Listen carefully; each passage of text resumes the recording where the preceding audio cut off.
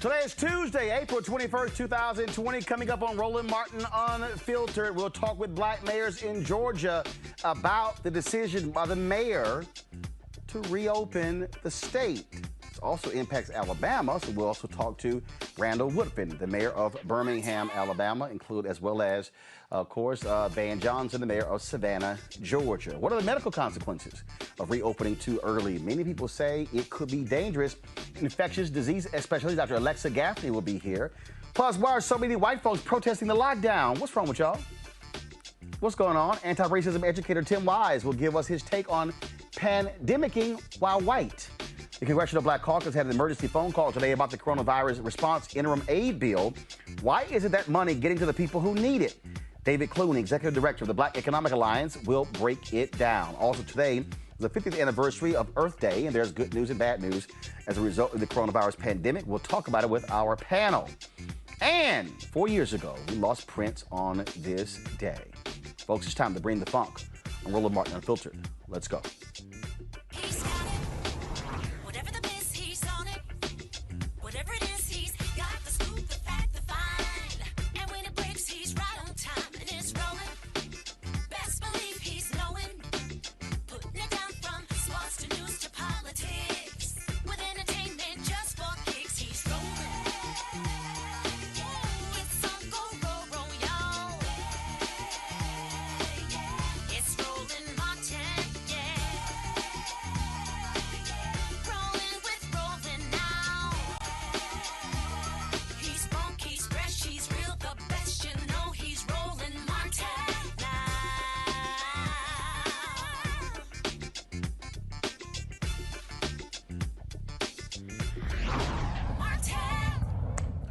All right, folks, the most arrogant, narcissistic, lying president we've had in modern history is talking right now. News conference at the White House regarding coronavirus. We are not going to it because we're not going to be showing to you somebody who likes to lie. And so when we have real experts come to the microphone, we'll go to the White House, but we're not going to show Donald Trump, who continues to lie and make things up. And frankly, all he cares about is his ratings when it comes to this news conference. In fact, the idiot sent a tweet out today, y'all. Literally.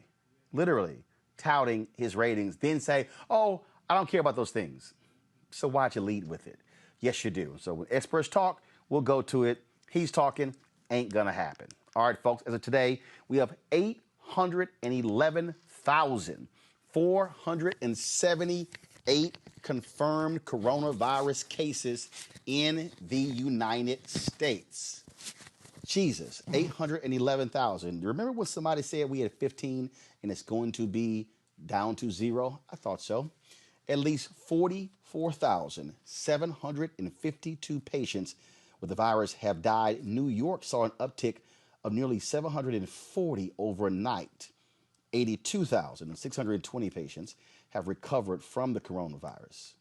New York Governor Andrew Cuomo continues to update us with good news in his daily briefings. The net hospitalizations are flattening, and the apex in the state is going down. Overall, the total hospitalizations are basically flat from where they were yesterday. And as you see, the overall curve is on the way down, and that is good news, certainly. The net change in hospitalizations is down, not down as much as we would like. Change in intubations is down, and that's always good news because intubations means a person is on a ventilator. 80% of the time when people are on a ventilator, they don't come off the ventilator in a successful way. The number of new people in the state who walked in the door yesterday or were diagnosed with COVID is 1,300. That is down, and that's good news relative to really bad news, which is what was happening up until then, right? We have to remember our calculus of good, our definition of good has changed here. Good is now not terrible, but on an absolute scale, 1,300 people walk in the door with COVID on a single day in the state of New York. That would not be good news in any other context besides the context we're living in. New York Mayor Bill de Blasio says that, hey, when they beat this, there's going to be a ticker tape parade in New York. Watch this. All right, we're trying to see if we can get this to play. Many people are slamming the mayor for this decision. You guys should be able to see it now. Okay, all right, let's see if we can get this straight. Again, you see what is happening. New York officials are increasingly happy about what's going on there, but people are still expressing concern if individuals are not taking this seriously. Again, this is Bill de Blasio today. So we're trying to pull it up right now. So I'll do it in a second. First, folks, let's go to Georgia, where Governor Brian Kemp lifted restrictions on a number of businesses, one of the most aggressive moves yet to reignite commercial activity. As we reported yesterday, Kemp said he would allow gyms, barbershops, tattoo parlors, and bowling alleys, among other businesses, to reopen on Friday, though they would be required to follow social distancing guidelines and screen their employees for signs of fever and respiratory illness. He said theaters and dine-in restaurants would be permitted to resume activity on April 27th. Meanwhile, a statewide shelter-in-place order expires at the end of the month. Local governments are pushing back. The mayor of Albany, Albany, Georgia, has already said they are not in a position to reopen. Joining us right now is the mayor of Savannah, Georgia, Mayor Van Johnson. Glad to have you on the show, Mayor. When you heard the governor make this announcement, surely you had to be shaking your head to hear him come out and say, yes, reopening on Friday, which is frankly earlier than anybody else had thought about. Well, I think I was dumbfounded. I was beyond amazed. And I think to complicate this even more, Brother Roland, was that we have a current shelter-in-place order issued by Governor Kemp that expires on April the 30th. So if people are supposed to remain sheltered in place until April 30th, then why are we opening businesses on April the 24th and April the 27th? It does not make sense. We are still maybe 4 to 6 weeks from leveling out. We have not leveled out. We're still on the upswing of this. We've had almost 20,000 deaths. 20,000 infections in Georgia, almost 800 deaths. We're still in the upswing. It just made no sense. So how are you going to now deal with this? Because if the governor's made this decision, does his decision override yours as mayor? It does. In Georgia, the governor makes the rules.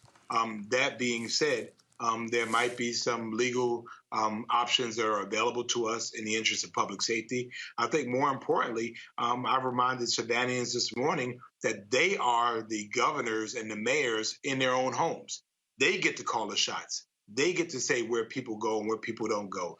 They get the opportunity to decide that they're going to stay in. It is so clear that the science in this case is really the prevailing factor, and there is no science, no data to support Georgia opening at this point. Your city being impacted by coronavirus? Yes. How is your city being impacted in terms of cases, in terms of deaths? How has it been impacted? Well, I mean, Savannah has been, I think, relatively blessed. We've had the opportunity. We, at this point, in our county, about 185 cases and relatively 5 deaths. But that is because I think we got ahead of it early. We canceled the second largest St. Patrick's Day celebration and parade in the country. But then if you go just 4 hours southwest of us to Albany, Georgia, they have more cases than really anywhere in Georgia. They have more deaths than anywhere in the country. Is certainly crazy what's happening here. Have you heard from businesses? Are they actually going to open? Have you heard from residents? Are they going to go to those businesses, or are people still afraid? Well, I mean, we've been really fortunate again to have people. Our mantra has been that we will keep the faith, but we'll follow the science. So we've had businesses here that have been following the science. So we have a bunch of folks, a bunch of businesses that say, you know what, we're in pain right now. We understand it, we get it, but we want to do it when it's safe. Savannah is also blessed with a large religious community. And so I've asked our churches, our mosques, and our synagogues and our temples to remain closed, to continue their technology and distance worship services, because in Albany, the infections occurred from funerals. So again, we have the benefit of looking through the lens of what's happening in New York and what's happening in Albany. We understand what the science is. We cannot have people together, and we cannot be reckless about this. All right, then, Mayor Van Johnson, we surely appreciate it. Thanks for joining us at Roland Martin Unfiltered. Thank you, sir. All right, Alpha Man there. All right, then, appreciate that. All right, folks, let's now go to, first of all, in the midst of the coronavirus pandemic, some U.S. governors, as I said, are set to reopen their state's economy. You talked about what happened there with Kemp. Now, in accordance with White House recommendations and against the advice from health experts, governors in South Carolina, Tennessee, Alaska, and Georgia have all plans to ease restrictions this week. Now, again, we still are coming from, the White House is still talking about in terms of what's happening here. What you really have is them pushing this whole thing into the hands of these governors. Now, smart governors, unfortunately, many of them are in blue states. They are being extremely cautious. You do have folks like Larry Hogan, governor in Maryland, who's Republican, who are saying they're not going to rush into this. But these southern states, now, why is this critical? Because, first of all, these southern states, many of them have some of the worst health outcomes in America, some of the worst education outcomes in America. There's a reason they still have this sort of this mindset that is pre-Civil War. That's what you're dealing with when you talk about many of these red states in the South. Why does it matter to us? African Americans live there. They're being greatly impacted by these ridiculous decisions by these governors. They are chancing the possibility of coronavirus increasing across this nation. That, people, makes no sense whatsoever. Folks, let me know if y'all actually now see my iPad. Let me know so I can play this video. Okay, so we're going to do this here, folks. I need to get this fixed. The White House news conference is going on right now. I'm going to take a quick break, come back on Roland Martin Unfiltered. You want to check out Roland Martin Unfiltered? YouTube.com/Roland S. Martin. And subscribe to our YouTube channel. There's only one daily digital show out here that keeps it black and keep it real. It's Roland Martin Unfiltered. See that name right there? Roland Martin Unfiltered. Like, share, and subscribe to our YouTube channel. That's youtube.com/Roland S. Martin. And don't forget to turn on your notifications so when we go live, you'll know it. You want to support Roland Martin Unfiltered? Be sure to join our Bring the Funk fan club. Every dollar that you give to us supports our daily digital show. There's only one daily digital show out here that keeps it black and keep it real as Roland Martin Unfiltered. Support the Roland Martin Unfiltered Daily Digital Show by going to RolandMartinUnfiltered.com. Our goal is to get 20,000 of our fans contributing $50 each for the whole year. You can make this possible. RolandMartinUnfiltered.com. All right, so a lot of y'all are always asking me about some of the pocket squares that I wear. Now, Robert don't have one on. Now, I don't particularly like the white pocket squares. I don't like even the silk ones. And so I was reading GQ magazine a number of years ago, and I saw this guy who had this pocket square here, and it looks like a flower. This is called a shibori pocket square. This is how the Japanese manipulate the fabric to create this sort of flower effect. So I'm going to take it out and then place it in my hand so you see what it looks like. And I said, man, this is pretty cool. And so I tracked down, it took me a year to find a company that did it. And so they make these about 47 different colors. And so I love them because, again, as men, we don't have many accessories to wear, so we don't have many options. And so this is really a pretty cool pocket square. Now, what I love about this here is you saw when it's in the pocket, you know, it gives you that flower effect like that. But if I wanted to also, unlike other, because if I flip it and turn it over, it actually gives me a different type of texture. And so therefore it gives me a different look. So there you go. So if you actually want to get one of these shibori pocket squares, we have them in 47 different colors. All you got to do is go to RolandSMartin.com/pocket squares. So it's RolandSMartin.com/pocket squares. All you got to do is go to my website, and you can actually get this. Now, for those of you who are members of our Bring the Funk fan club, there's a discount for you to get our pocket squares. That's why you also got to be a part of our Bring the Funk fan club.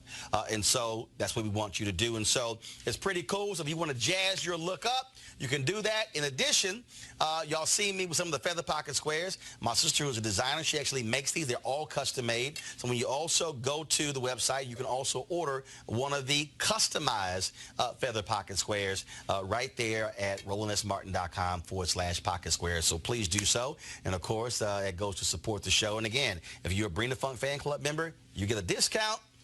This is why you should join the fan club. All right, folks, and so it looks like we've got this technical snafu fixed right now. Again, the coronavirus news conference is taking place at the White House. We want to go there. Go right ahead. So we don't have those results yet. I expect to have more results this week, but we will be transparent about those results because you think it's very important. And your question is superb in that if someone wants to use a test that's come to market, really, it's important to read the information that's in the package insert, but often in some of those cases, it's also important for the independent labs to do the validation also. And you may have seen reports in the press of labs around the country that have done that. We've actually reached out to them, many academics, and we will be including that information in the information that we generate as well to provide to the American people. Dr. Ron? Well, we have you here.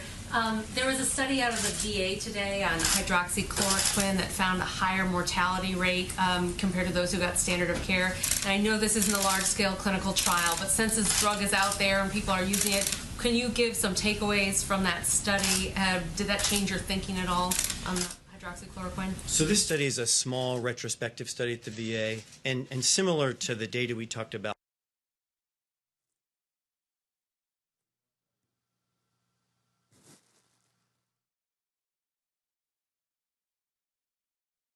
other venues before.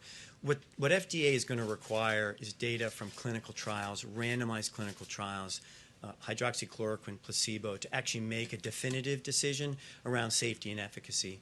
But the preliminary data are helpful to providers. And doctors, I want to ask them to incorporate the data as we have it come forward. And it's not definitive data. It doesn't help us make a decision from a regulatory point of view. But doctors should incorporate that in the decision-making they make on a one-on-one basis. And just the timeline on the clinical trials and when we will be getting a readout of that data? So the good news is we have over 30 clinical trials. Now the settings are very different. They're in the outpatient setting, they're in the inpatient setting, and also I think very importantly in what we call the post-exposure prophylaxis, meaning if you're a healthcare worker or a frontline provider and you've been exposed to the virus, take the drug for a period of time to see if you can prevent the development of illness related to the virus. So all those trials are in progress and will probably be early summer before we get a readout. And Mr. President, if I can pick up on that. And all of these tests, I want to say, are in addition to the tests that we already have. And we have tested more people than anybody anywhere in the world by far, by very far. Okay, first of all, he's lying there. Yes, we've tested more people numerically, but in terms of population size, we are behind other countries like South Korea. So that's how you do a play on words. So he's really just standing there lying.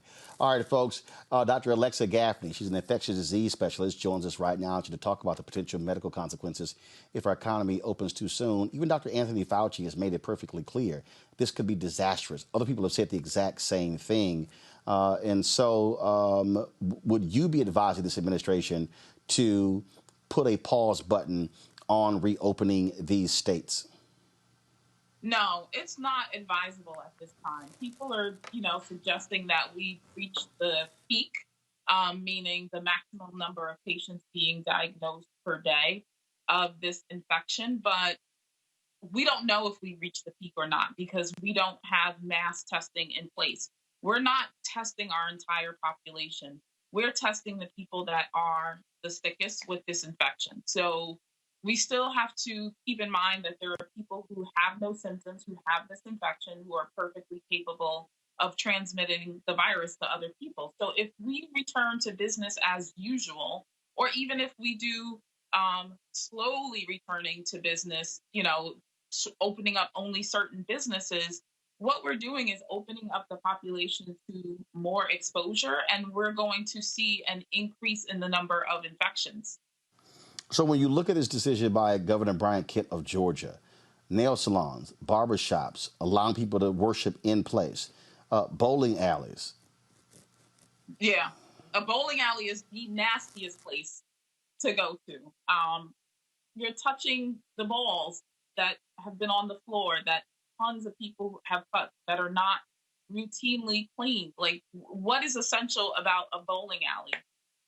And quite frankly, like, hair salons and barbershops, that's close personal contact with someone. That's someone standing in your face, standing over your head for several minutes, an hour at a time. A mask is going to be in the way. What is the odds that anyone is going to be silent and not talk to one another during that time? It makes no sense. It's unsafe. It's dangerous. And it's putting lives on the line. And think about who works in the hair salon, who works in the nail salon, who is running these types of business and who is going to be most gravely impacted. It's people like us who are going to be most infected and affected by this virus. And on top of who's going to be infected, if the numbers rise again, we've already proven that some of our healthcare systems, or that our healthcare system is ill-equipped to handle a massive influx of patients. And that's what we're going to be facing again. Obviously, if that's so what you're seeing here, the White House, by trying to say, well, it's the governor's call, they're putting it off on them, but it's the White House is offering the guidelines. And so that's really where they're taking their lead from. Yeah. And everybody is passing the buck. Everybody is like pointing fingers and saying, well, he made that decision. She made that decision. I didn't make that decision. It's a setup to not take responsibility for when things go terribly wrong. Obviously, if you're in a place, if you have a business, you want to be open, you want to be able to generate revenue. If there's a black-owned business there in Georgia, and you are still seeing what's happening in your state, would you be advising those folks not to reopen their business? That would be my advice. I would not return to business as usual. If we return back to business as usual, we know that people are still infected in the population. We know that some of those people may be mildly ill or not have symptoms. It's just going to cause a rise in the number and the incidence of this infection. And then the more people that are infected, the more people we have pouring into our healthcare system. And it's going to be disastrous. So let's say somebody does reopen. If, let's say, barbershops, okay, let's say hair salons. What protections should those folks who are doing hair, should they be wearing? Gloves, mask, suit, covering their face, covering their head? I mean, what should they be wearing? So, I mean, there's not even like a standard answer for that, right? Because we've gone on the guise that we should be maintaining social distancing, and we've suggested that people wear masks and gloves outside of their homes, assuming that they have the potential to spread infection or the potential to become infected. The types of equipment or gear that you're speaking of, personal protective equipment, is really for the healthcare setting, goggles or face shields, full body suits, N95s and gloves, or surgical masks and gloves. And so it's really hard to say, okay, if you're going to go open your beauty salon and you're going to do hair, you should wear X, Y, and Z. Well, to me, yes, if you take that risk, you should protect yourself to the fullest extent. But these types of measures that we take in the healthcare setting, they're not meant for use in the general public. And we don't even have access to that in the general public. So I could say that if I was a beautician and I was going to go do someone's hair who I'm standing face to face with, or who I'm standing behind, or who I'm leaning over when I have their head in the basin and I'm washing their hair, what would I wear? I would wear a face shield. I would wear N95. I would cover my own hair. I would wear some sort of covering over my clothing. But these aren't measures that are meant to be taken in public. We should just not go to work. We should maintain the social distancing. All right. Well, we certainly appreciate it. Thank you so very much for joining us. Hopefully people will pay attention. Dr. Alexia Gaffney. Thanks a lot. Thanks for having me. All right, I want to bring in my panel right now. A. Scott Bolden, former chair, National Bar Association Political Action Committee. Mustafa Santiago Ali, former senior advisor, Environmental Justice EPA. Brittany Lee Lewis, political analyst. Brittany, I'll start with you. Would you, if you're in Georgia, what would you do? I mean, people are concerned. You've got the mayor of Atlanta who has started this fund to assist salon owners at barbershops. She's contributing the first $10,000, not wanting them to go back to work by being safe.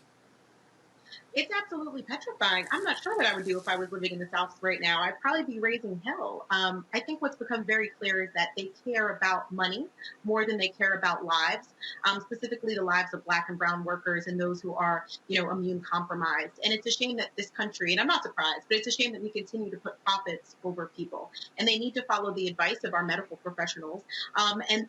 There's no possible way that we should be opening up until we're doing the mass level of testing that's necessary. We should be testing millions upon millions of people a week. We're right now only testing the most critical. So it's not time for us to open up. I want to, in a second here, I want to go to the White House real quick. Dr. Birx is actually speaking. Let me get the video feed up. To see, again, what she is saying. They are addressing, the consistent questions about testing. Let's go right there. Let's see what this says. Also hoping by that time that we have additional treatment options for people with COVID-19 so that there will be additional treatment available in the fall. Your message would be to prepare for that time, thinking that it'll come back together. The president has made it clear that we have the emergency, which we have been working on, the opening up guidelines, and just like he talks about phase 4, he has us very much working on the next 60, 90, and for all on with fall, and that's why he's not stopped any of the ventilator orders. It's very important that we have a completely refreshed and a comprehensive stockpile going into the fall, and I think that's why we continue to bring in those shipments and work on the ventilators so that those would be available not only for the United States, but certainly if other partner countries have this level of tragedy. So you agree, if I can follow up on that? So you agree this could come back actually worse in the fall? I don't know if it will be worse. I think this has been pretty bad. When you see what has happened in New York, that was very bad. I believe that we'll have early warning signals both from our surveillance that we've been talking about on the vulnerable populations. We're going to continue that surveillance from now all the way through the fall to be able to give us that early warning signal. I think what we've learned is how good Americans are about immediately reverting to all of those issues that they need to do in order to ensure that they're protected and their families. And Mr. President, what do you say to the concerns like Georgia is opening up barber shops and bowling alleys? Okay, let's see if he gonna lie. Let's go back. Let's see if he gonna lie. Maybe going too far too fast, and it could affect people in South Carolina. Obviously, people travel back and forth between states. How do you protect the people of South Carolina, for example, from a potentially bad decision by a governor in Georgia? So he's a very capable man. He knows what he's doing. He's done a very good job as governor, Georgia, and by the way, and South Carolina. Governor McMaster also. So you have two very capable people. We're going to find out. And in fact, I'm scheduled to speak to the governor of Georgia in a little while. But we'll find out. Graham's concern that what happens in Georgia can affect South Carolina. I have a concern about what happens everywhere. I mean, we've got those concerns. And as far as coming back, if they do come back, and they could come back together with heavy on the flu and much lighter on, because I really believe we'll be able to put out the fires. You know, it's like fires. And we've learned a lot. You know, we've become very good at this. When you look at what's happening, when you look at the numbers coming down, a lot of states are in really great shape. You're going to see a lot of openings. But I'll be speaking to the governor of Georgia in a little while. Okay. Mr. President, so the American people need to be prepared for going back to social distancing, even if things relax over the summers? Okay, I'm sorry. Mustafa, what the hell was that? He gets asked the question about, I know the governors, I mean, they're doing a great job. I mean, It's another example of how inexperienced and unprepared the president is, even though we've been going through this now for weeks and weeks and weeks. And, you know, it's funny, the previous person who was at the dais there, the doctor who was sharing, you know, about being alarmed, you know, we'll sound the alarm. The alarm has already been sounded. If you look at what's going on right now in Taiwan, they are actually going through a resurgence of these impacts that are happening. People are getting reinfected. People are getting infected again. So I don't know what more lessons you need than to have a country that went through this before we did, and then them to begin to allow folks to get back into their society and see people are getting infected again. So that is a very clear message that we need to make sure that we are continuing to have folks who are quarantined, to continue to have people who are staying at home until we get a better, you know, so get our arms more around, you know, making this transition to get people back to work. But they just got to follow the science. The science is right there in front of them. And I don't know why this administration and some of these professionals that many people in the past have put a lot of faith in continue to pretend like science isn't real, that science isn't accurate, and that science should not be the guide when you're dealing with these extreme public health challenges that we have going on across the country. What we're dealing with here, Scott, are utterly clueless people. And we're also dealing with grifters. Now we have a report where the Trump Hotel is trying to get a break on their rent from the government for his hotel here in D.C. Hell no. Hell no. Well, he's negotiating with himself, so he'll probably get that. No, but Roland, here is the deal. When is it safe to go back in the water?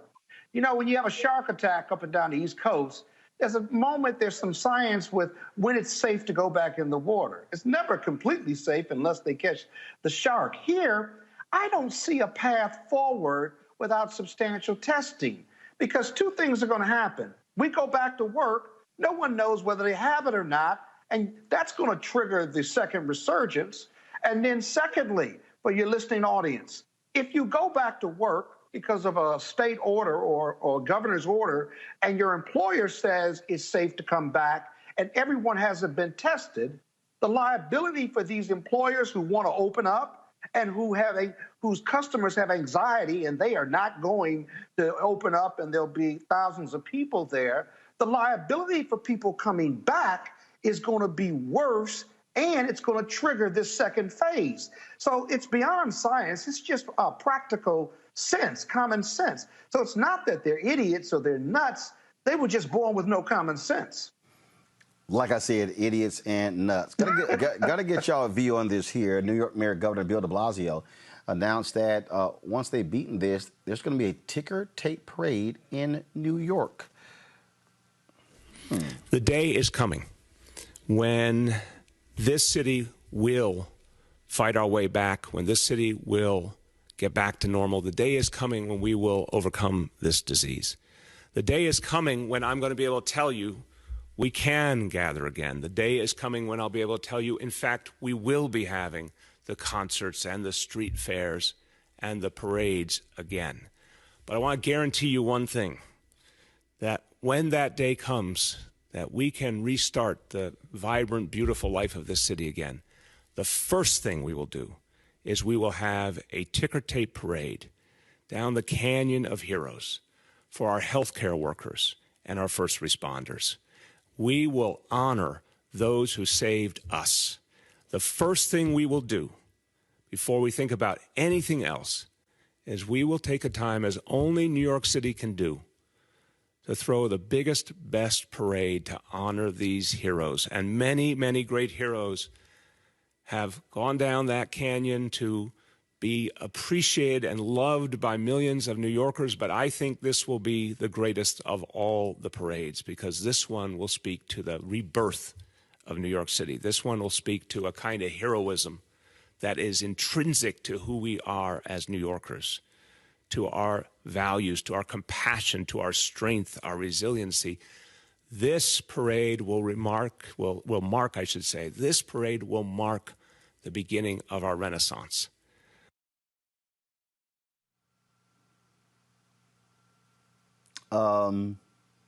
Brittany, really? A ticker tape parade? Now, first of all, I believe in celebrating them. You want people grouped together? I really don't know what to say anymore. I'm really concerned about our elected officials. It's not to say that we shouldn't be celebrating our healthcare workers and those on the front line. But again, we know that this thing has the ability to resurge. This could potentially be going off and on for years. This isn't something that's just going to be gone in, a couple of months, especially if we're looking at this pattern of slowly reopening. So I'm not a fan of the parade. It doesn't quite make sense. And I honestly think the best way that we can really celebrate these individuals is ensuring that we're not allowing buffoons and these elected officials that don't truly believe in science into these offices. Well, Roland, he said at some point, he didn't say right away.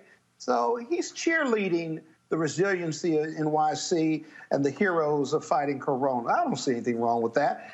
Now, if he wants to do it in the 30 days when nobody's been tested or everyone hasn't been tested, that's problematic. But again, the theme of his message was he was foreshadowing when New Yorkers were going to beat this. And I don't have a problem with that. I think you're slicing up every word. And that's probably not necessary, given the big picture theme I just played that he the was video. presenting in his presentation. I just played the video, Mustafa. That's all I did. And getting y'all to comment. Yeah, I mean, there are ways to honor, our healthcare heroes, our frontline heroes, all the folks who have played a significant role in helping to, address some of the things that are going on. But here's the reality of the situation. As we move through this pandemic and get to the end of it, and yes, it may come back again next year, there are going to be significant economic impacts that are going to happen. The social safety net that has never been strong enough for communities of color and lower wealth communities is going to be damaged almost beyond repair. So if you want to utilize some resources, make sure you're addressing the physician deserts and the medically underserved areas that exist in New York City and across our country. Make sure that you are addressing the food desert issues that are going on. Make sure you are addressing the lack of affordable housing that still exists, both in our urban and rural areas across the country. So if you want to have a parade, there's nothing wrong with that, but let's address the needs that still exist for the folks who have been the most impacted from the coronavirus. Just You're saying. solving urban America. I don't think America's going to ever get to that utopia, but I like the thought. All right, then. Okay, folks, white people are losing their damn minds. They're losing their minds. Y'all see all these dumbasses running around these states, sitting here protesting, pulling their guns out, Confederate flag, talking about we need to get back, open these states, damn it. I don't know what's wrong with these people, as if we do not have a major pandemic that's actually going on. Now, joining me right now to talk about his latest article for Medium.com, Pandemicking While White, is anti-racism educator Tim Wise. Tim, glad to have you on Roland Martin Unfiltered. Thanks, man. Thanks for having me. All right, so what's up? Pandemicking while white, explain. Well, I just love that I'm the white person explainer for the show. I love that. Yeah, well, look, when I was on CNN, I was the black explainer. I know white people, so let me sort of walk you through it. I think there are a few things, right? Number one is, as I talk about in the piece, that when you are and have been essentially the privileged and dominant group, and you really don't face oppression, and you really don't face systemic injustice. I'm not saying white folks don't have challenges, but don't face oppression. I guess it becomes very easy for you to think that a stay-at-home order, and it's not even an order in most places, it's a strong recommendation, that is somehow tyranny, right? That's the heavy hand of the state, totalitarianism, fascism. That's a real privileged mentality, right? Black and brown folks know that tyranny looks a little different than that. Tyranny is getting, shot, John Crawford in the Walmart. Tyranny is Tamir Rice being shot in the park in Cleveland. Tyranny is police brutality and racial profiling, children in cages, deportations. But when you're white, apparently, when you look at some of these protests in Michigan and Ohio, et cetera, and you have folks standing out there with signs, not ironic signs, but legit signs that say, I want a haircut, or talking about, I want to be able to get seeds to plant flowers in my garden because it's spring and Governor Whitmer is making where I can't do that. If you think that that's oppression, right, your life is awfully sweet. So it's a very interesting insight into the way privilege functions, even in the midst of a pandemic, when millions of white folks are getting sick and thousands have died, but we still have the privilege of thinking that this lockdown, which is about protecting lives, is tyranny. So you had Stephen Moore, the economist and Trump ally, who said that these protesters are the modern day Rosa Parks, right? Comparing in fact, protesting tyranny to protesting orders to try to keep people alive. It's fascinating. In fact, I'm trying to pull that up right now because, first of all, we know how much of a joke Stephen Miller is. And so let me go ahead and see if I can pull this up. Folks, go to my iPad, please. So what Tim is talking about, Stephen Moore, economist, gave numerous interviews last week, and this is what he had to say. We're going to see a lot more of those. In Ohio, we saw more protests today. I'm working with a group in Wisconsin that wants to do a drive-in. So, you remember the old sit-ins, but this is going to be a drive-in. They're going to shut down the Capitol. Shh, don't tell anybody. But they think they can get 1,500 people to come in. And this is great. You guys will. So we have one big donor in Wisconsin. I'm not going to mention his name. And I told him about this. He said, Steve, I promise I will pay the bail and legal fees for anyone who gets arrested. So this is a great time, gentlemen and ladies, for civil disobedience. We need to be the Rosa Parks here and protest against these government injustices. I've asked. I mean, Tim, really? We need to be like Rosa Parks? Really? Well, it's like I said in the piece, it's very hard to top that. But the Whiteness Olympics, look, they never get canceled, Roland. It's not like the Olympics 2020. The Whiteness Olympics are always going, and there's always competition for gold. And so about a day or two after that interview that Stephen Moore gave, there was a state lawmaker in Idaho, who I mentioned in the piece, who is from, she's a Republican from Uzbekistan, clearly Idaho, that portion of the state. And she made the comment that, when you say certain jobs are non-essential, That's just like Nazi Germany. When they said people were non-essential, they put them on trains, as if those of us who want to shelter in place are advocating that we take, all the people in the vape shops and the Pilates studios and send them to Auschwitz. I mean, it's just such an incredible lack of perspective, which again speaks to the relatively privileged position that white folks are coming from. It's the same as the Tea Party stuff. These were folks, a lot of them the same people, who a decade ago were protesting affordable health care because they didn't want to get health care from the black guy, and they didn't want to get health care if they were going to be on the same program that some black folks might be on. So they would rather die. And they made that rather clear. And and at that time, if you'll recall, what's fascinating, they were out there saying, well, we're against Obamacare because they're going to let old people die because it'll be too costly to keep them alive. But they're now saying that we need to let old people die so we can get the economy back up. So, I mean, as I said in the piece, America is on some white stuff. I didn't say stuff in the piece, but America is on some white stuff, and it's deadly. Remember, Tim, my show's called Unfiltered. We're good. Oh, we're on some white shit, Dan. We're on some white shit, and these protests are a good example of the dangers of whiteness, not just to people of color, which folks of color know. I'm talking about the dangers of whiteness to these white people. You got a guy in Ohio that was one of the main guys talking about this is all a hoax, it's all BS, Governor DeWine, all these people are overreacting, and he died. Right, his ass he's dead. Not the only one. One of the first guys, preacher, I think it was in Wyoming, his ass dead. There was a fool in Louisiana, Shreveport, his ass dead. And I'm sitting there going, y'all, matter of fact, it was. I love there was a person. In fact, there was some white woman. I wish I could find the tweet. It was some white woman was losing her mind on Facebook, and then this is just a joke. Don't believe this. Big time Trump supporter. Then a few days later, her family posted a GoFundMe to pay for her funeral expenses because she's dead. Right. And what's sad about this is we're being given this false choice. You either go back to work and risk your life, or you stay at home and the economy crashes. There are other ways of doing this. We could, if we really cared about people as opposed to our economic orthodoxy that white conservatives in particular are so bought into, we could do something different. Denmark right now is paying people the equivalent of $50,000 US dollars per person to just stay home, stay healthy, and then shut the economy down until this thing is done. But in this country, we are so slavishly devoted to the idea of the unfettered free market and hyper-capitalism that the idea is, no, we got to go back to work.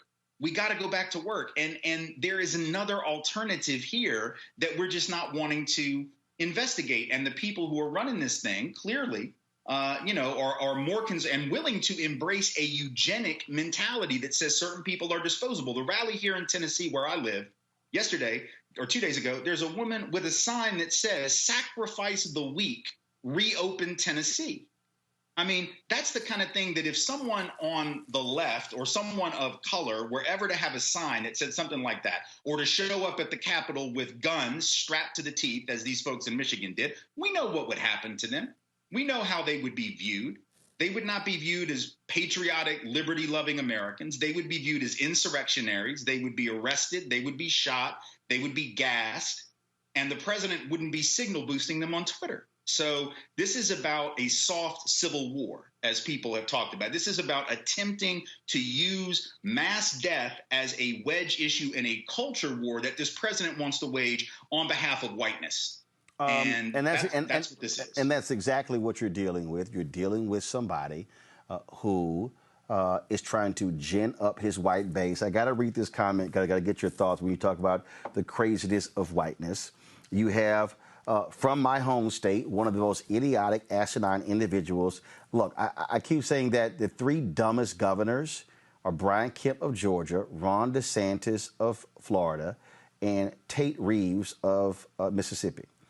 The fighting those three for dumbest elected official is Dan Patrick, a crazy, deranged right-winger. I used to debate Dan when he was a conservative radio talk show host on the NBC affiliate. He is, I would dare say, 100 times crazier. This is what this fool said last night on Tucker Carlson's show. When he was About, we shouldn't, some of us should accept dying for the future of our kids. He said, quote, "What I said when I was with you that night," go to my iPad, Henry, "there are more important things than living, and that is saving this country for my children and my grandchildren and saving this country for all of us." I don't want to die. Nobody wants to die, but we've got to take some risk and get back in the game and get this country back up and running. Okay, but I'm going to deal with this quote. Tim, there are more important things than living. Right. Right. Well, let's just be very clear. It's because of the lives that are mostly at risk that he says that. I said this last week on Twitter. If COVID-19 was affecting disproportionately white, disproportionately, healthy, disproportionately prime of life, disproportionately evangelical Christian folks, for some reason, let's say this virus had a thing out for white folks or evangelical white Christians or whatever. If it was killing, or if it was just even killing disproportionately people in the prime of their lives, the way, for instance, the 1918 flu did, it was a weird thing. It actually affected young people more than old people. If COVID was doing that, none of these people who are saying, well, sacrifices have to be made and maybe some folks have to die, but it's the American way, they wouldn't be saying that. The reason that Patrick and others are willing to say that is precisely because the people who were disproportionately affected are working class and people of color and people who are already sick. So this is the eugenic mentality of, historically of all fascists. It's the eugenic mentality that animated this country in the late 1800s, early 1900s, from which Hitler borrowed. It's that same mentality. There's certain life worth living, and we will protect them at all costs. But others, well, they're marginal and they can be sacrificed. That's the only reason he's saying that. If this was disproportionately affecting people like him or younger than him, people in their 30s, let's say, or 40s who were white and middle class or above, he would never say that. And these folks wouldn't be out protesting at state capitol. That Donald Trump, he needs aggrieved, angry, we have no idea what's going on with white folks in order for him to beat Joe Biden in November. Yeah. It's the only hope that he has. And it's a calculated gamble on his part, because if things get opened back up and there's a huge uptick in illnesses, obviously a lot of that is going to hurt him politically. But he probably figures, well, I got no choice. My economy is in the tank now. The only thing I can do is take the chance. And if people die, I'll try to blame the governors. I mean, but this is all about his politics. This is about a guy and about a movement that has, as we've been saying, lots of us for a while, but it's more and more evident. It is a death cult. It is people that are willing to drink the Kool-Aid, just like folks with Jim Jones, walk off the cliff like lemmings on behalf of their dear leader. There's no philosophy behind this. Look at the signs at these rallies. They're all over the place. You got anti-vaxxers, you got the QAnon nut jobs, you got the people that just, Jesus is my vaccine. You got people that have signs about every possible cause under the sun. There's no coherent philosophy. The coherent philosophy here is this conspiratorial, they're all out to get Donald Trump and we must support him. This is cult behavior, and we don't have any obligation to be respectful to these people, to talk nicely about them. Our only obligation is to defeat them mercilessly every time we get the chance. Tim Wise, we certainly appreciate it. Thanks a lot. You bet, man. Thank you. All right, I want to go back to my panel here. Scott, I mean, it is, first of all, it is hilarious watching these idiots. And what gets me are the people who are protesting the order out there in masks. Yeah, it really is. And your last guest just nailed it, if you ask me. I read the piece that he did yesterday or today. He just nailed it. And to think that fringe group, right, was the driving force of that 40% that will never leave Donald Trump, and that this country, because Dems and others did not vote, because in part they didn't like Hillary, and in part the independents didn't take a chance on Hillary because of the late reinvestigation of her emails, that this individual, this fringe conspiracy believing, ignorant, hateful human being is the president of the United States because of that group. And to blame Obama for everything, as the Tea Party did under Obama's leadership, over health care and not wanting the government to provide health care for Obamacare, but they like the American Health Care Act. This is the same group, if you will. This is the group we've got to defeat. This is the group that ought to motivate every Democrat, independent, and every woman in this country to vote for Joe Biden or vote for someone other than Donald Trump. And that's going to be Joe Biden. This is the greatest motivation. And people and your listeners have got to make it a no-excuse day in November to come out and vote for Biden, but vote for a different president and vote to get rid of this idiot who is driving not American values, but Donald Trump's hateful, negative values. I'm just trying to understand, Brittany, what in the hell protesting to open stuff up got to do with you bringing out heavy-ass artillery guns? I mean, I agree. I think that Tim Wise really hit the nail on the head with everything that he said. And, I also had the pleasure of reading his article. But first and foremost, if we were to do such things, we already know what would happen. We would be incarcerated. I also think that it's very interesting that there's no cohesive ideology outside of whiteness. And what I mean by that is this same crowd, this is the same group of people that love ICE, that love, the USA Patriot Act, that, love TSA, that supported stop and frisk. It's as if they're saying, we're fine with the government doing what it needs to do to stop black and brown people and to, quote unquote, protect us until it's time for those, until it's time for that protection or for the state to step in and limit, our ability to live and our ability to be, even though we know that's not actually the case because they're stopping our ability to be in order to save our health. Mustafa, these are crazy ass people. Yeah, most definitely. I mean, what's going on is that some white brothers and sisters are now realizing, as Brittany sort of shared, they've been dealing with for decades. I'm always on the front lines before whenever there was a natural disaster or man-made disaster. I would see where enforcement was actually happening in what communities, as they told folks, we've got curfews, we've got lockdowns, you got to be in a house at a certain time. And in many instances, it was not, the wealthier communities who were the ones that, folks were enforcing. Whenever there's a riot, they lock down our communities. They don't lock down other communities that might be right next door. So, folks are now beginning to understand, how rights can be manipulated or, shrunk or whatever the situation might be. But the difference here is that you actually have a chance to save people's lives by doing the right thing. And as you are seeing, you've seen it from the top with President Trump all the way down to the people who follow him that, certain lives just don't seem to matter. And what they don't get is that they also are going to lose people consistently until we get the process right. I just sit here and, again, I am quite amused to look at these idiots. I mean, I'm just, they're amusing. And then also you look at the media reaction, how they cover them as if we're talking about a huge group of people.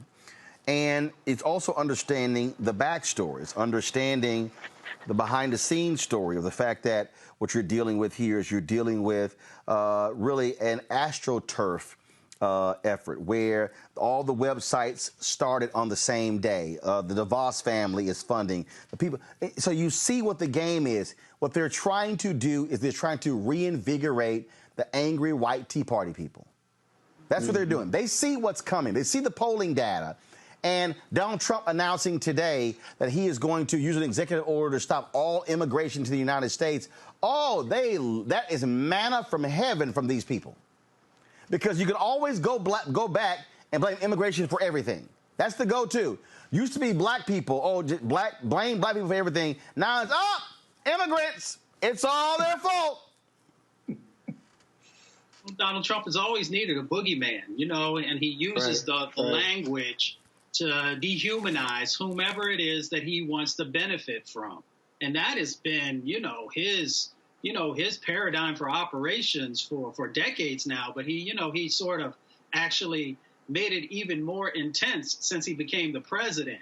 And again, he knows that, people are not feeling his administration, the majority of the country. And he knows the difficult uphill battle that he has to even be competitive in the race. Now, that doesn't mean that our folks don't have to get out and vote and be very focused and very serious, but he needs that boogeyman, because without the boogeyman, people will pay attention to the real issues that are going on. The fact, as you all shared just a little bit ago, that the economy has weakened considerably. You know, his record on civil rights, his cutting of programs that is just mind-blowing, that are putting more people's lives in danger, that are extracting wealth. The wealth gap in our country is growing significantly. So he knows that if people actually focused on the realities that are actually happening on the ground in people's lives, then he would have a difficult time in being able to even be competitive in a presidential race. All right. Yeah, but you know what? You know, Roland, Go ahead. What's interesting about the anti-immigration order is that whether it's Mexico or Europe or wherever, they have less cases of corona and have had more testing and less deaths than America. So why are you blocking them from Scott, coming here? what's wrong They're with more you, Scott? dangerous Those here are called than they would facts. be in another country. That's called facts, Scott. What's wrong with you? We ain't supposed to do we ain't supposed to know facts in Trump's world. I was just thinking about that. Like I said, stuck on stupid. All right, folks, going to a quick break. The CBC put a PSA out for coronavirus, and so we come back. We're going to talk to Birmingham Mayor Randall Woodfin. Back on Roland Martin Unfiltered in just a moment.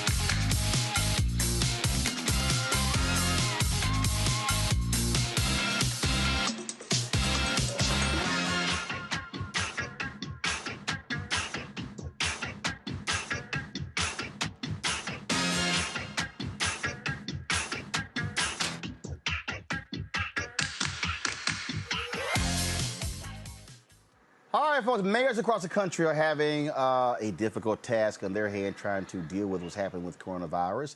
That's no different for many of our black mayors. Randall Woodfin, of course, he is in his first term as the mayor of Birmingham, Alabama. He joins us right now.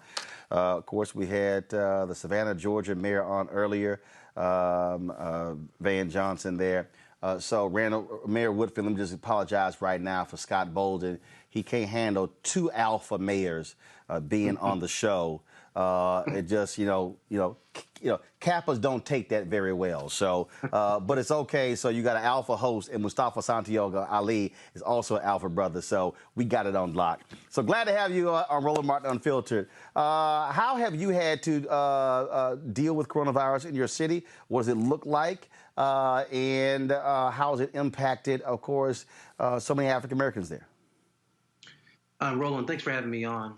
I'm happy to be here and have this important conversation. You know, as a mayor of a city, a lot has been placed on our shoulders based on the different conversations that governors around our union are having, as well as what's happening in D.C. I will tell you, Birmingham, the largest city in the state of Alabama, and we're the seat city of Jefferson County. Jefferson County has the highest number of cases within the state of Alabama, and we are fortunate to have the fourth largest public hospital in the United States of America. Because of that, we've been able to manage our cases, manage those who have had to be admitted to the hospital, as well as needed ventilators. I will tell you, the city of Birmingham has a 22% black population. So at a minimum, that's 1/5, but very close to 1/4 of our city being people over the age of 60, as well as so many underlying health conditions when your state ranks the 47th or 48th of the most unhealthiest state in the nation. And so there's so much work we've been attempting to do.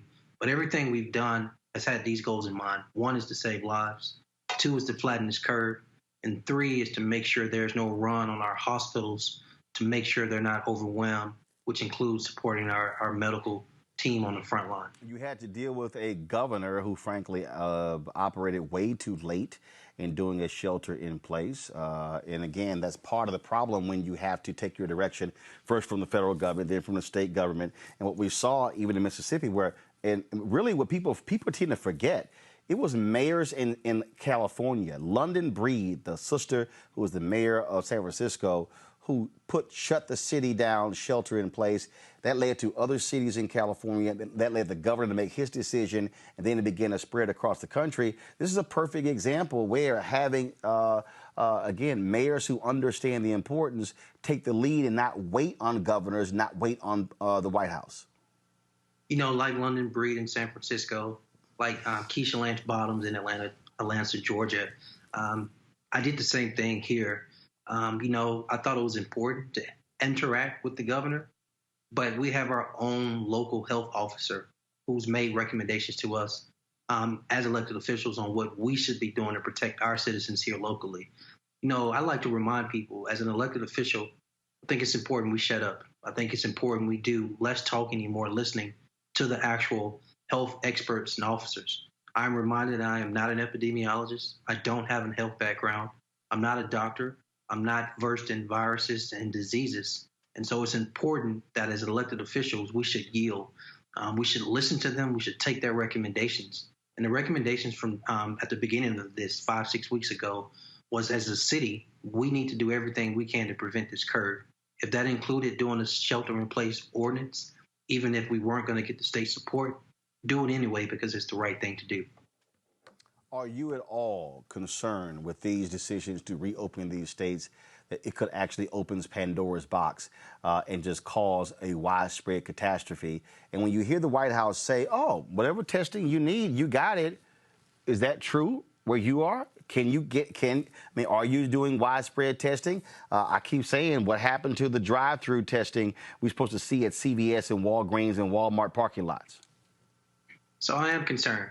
And let me start by saying I've been concerned by other elected officials, people in my position, people in higher positions, who have chosen to use the conjunction or, who have made this either a healthcare crisis or an economic crisis. I believe the conjunction and should be used. This is a healthcare crisis and an economic crisis, and you have to address both of them with the same sense of urgency. But anyone would tell you in our positions as elected officials, public safety, the actual welfare of the citizens we serve is the priority. And it shouldn't come at the cost of opening up our economic base at the expense of losing more lives. I think people need to remember a lot of lives have been lost. And we need to keep in mind that we have to protect people first. And so using this conjunction, and I am concerned. I do understand the anxiety and the fear that those who have been displaced out of their job, furloughed, terminated, laid off. I understand the small business owner who has had to shut down their shop. But I believe that here at our local community, that the small business owners, that these hourly workers who aren't working have the same interest I have in making sure if and when we open back up this economy, it's not at the expense of people losing their lives or more people losing their lives. And so I believe, yes, we have 3 testing sites in the city of Birmingham, but we need more widespread testing like all other cities across the nation. We need to make sure people can get to testing sites because I'm in an urban area. We know a lot of people don't have adequate transportation. We need to make sure that the call center we created, that more people are called to make sure they know testing is available and to check on them to see if they need to get from point A to B to get tested. And so I think understanding the gate, the number of symptoms we have in our city, the number of cases we have in our city, and how's our hospitals looking in our city before we talk about phasing in and opening up our economy is the priority. Last question for you. We have spent a lot of time trying to get black pastors not to hold church services. Have you been successful in getting black pastors there in Birmingham to stay at home to protect their congregations? Roland, I'll be so honest with you, man. This was the hardest part when this first started back in March. It was those first two Saturdays and those last two Saturdays in March. I had the highest anxiety because I was worried about what was going to happen on Sundays. Remember that outside of our senior facilities and our nursing homes, the second largest gathering of older people is the church. And in the church, we're talking about shaking hands, holding hands, kissing, singing, turn next to your neighbor and say something. So much contact and possible spread between these our seniors in the church. I was so worried. But you should know that I did two things. I picked up the phone and called as many pastors as I could one-on-one. And then I had virtual town hall meetings where I had at certain points 80 pastors on the phone here, 50 pastors on the phone here, and just laid out to them in conjunction with the health officer who was also on that tele-town hall to express to them, if you don't want to run on your church, if you don't want to run on your congregation, temporarily shut down the physical space. Let's opt into doing something by phone, doing something by social media, doing something online, but please don't have physical church. I think by the fourth Sunday of March, they finally got it.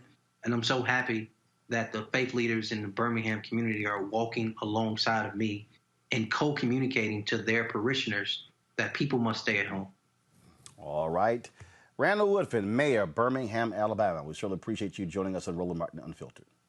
Thank you, Roland. All right, then.